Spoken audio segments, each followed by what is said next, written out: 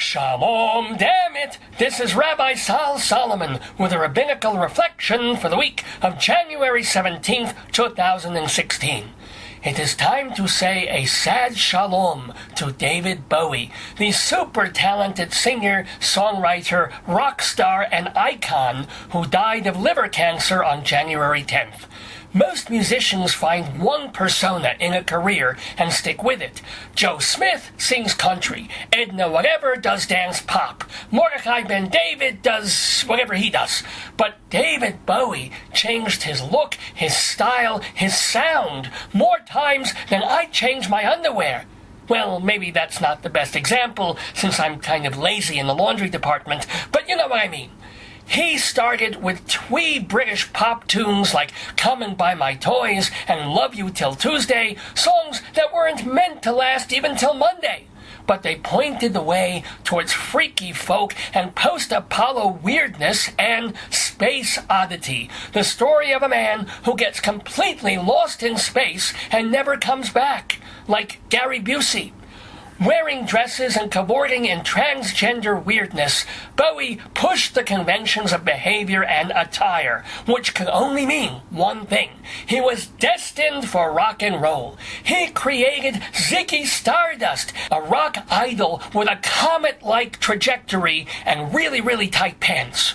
Suddenly, just going on stage and playing songs wasn't enough anymore. You needed costumes and makeup and pyrotechnics and huge hydraulics. Long before Grisabella rose to cat heaven and Bono started singing from a claw, Bowie was ascending on a cherry picker and cavorting with glass spiders.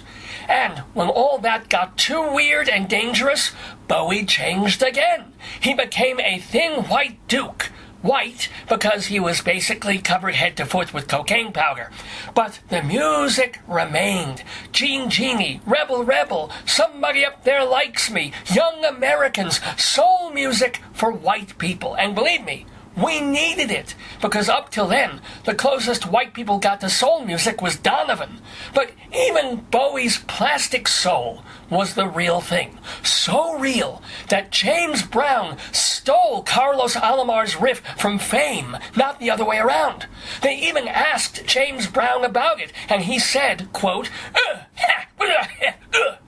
But seriously, Bowie eased off the drugs just a little to save his sanity, and then moved on to yet another incarnation, krautrock.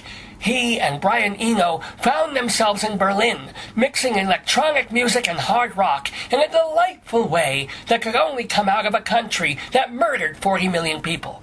Bowie would never reach those musical peaks again, and indeed, his most commercially popular years were filled with dance club pop and sometimes desperate attempts to stay trendy by incorporating that 1980s sound that we all loved so much. Insert sarcastic facial expression here. Did he stay there, though? Of course not. He was David Bowie. He returned to arty, experimental, and often difficult music and stayed there for another 2 decades. He may not have gotten on the radio with songs like Slip Away, Never Get Old, and Fall Dog Bombs the Moon, but anyone with iTunes and ears can find them and hear their worth. After that, for a while, David Bowie laid low. No album title pun intended. He pushed his back catalog and old concerts and didn't tour because of a heart condition. But then, 2 years ago, he jumped once more into creativity, secretly recording new tracks with old colleagues. He put out The Next Day in 2013, then started working on an off-Broadway show, then released another album on his birthday this year. We all now know the reason for this 18-month burst of activity, and it may be the biggest Bowie takeaway of all. He knew his days were literally numbered. He knew the liver he was punishing 40 years ago was coming back like Rocky for a knockout. He knew he had so much more to do and so little time. So he did it. He pushed himself because any day he would fall to earth. Most of us, thank God, don't have such a diagnosis hanging over our heads. Except we do. Who knows when Hashem will send a drunk driver careening towards us on the highway, or a Muslim with a backpack, or a mutated cell that will turn prostates into pancakes and ovaries into rotten eggs. Every day we're still alive is a challenge to make that day count, to bring something new into the world that wasn't there the day before. Maybe it's a poem, a painting, a table, a scarf, a YouTube video of your pet doing something adorable. Okay, maybe the world doesn't need more of that, but the impetus to strike while our irons are still hot is, perhaps, the greatest function of our human DNA. Go figure, it took a space alien, diamond dog, and spider from Mars to remind us. Thank you, David Bowie.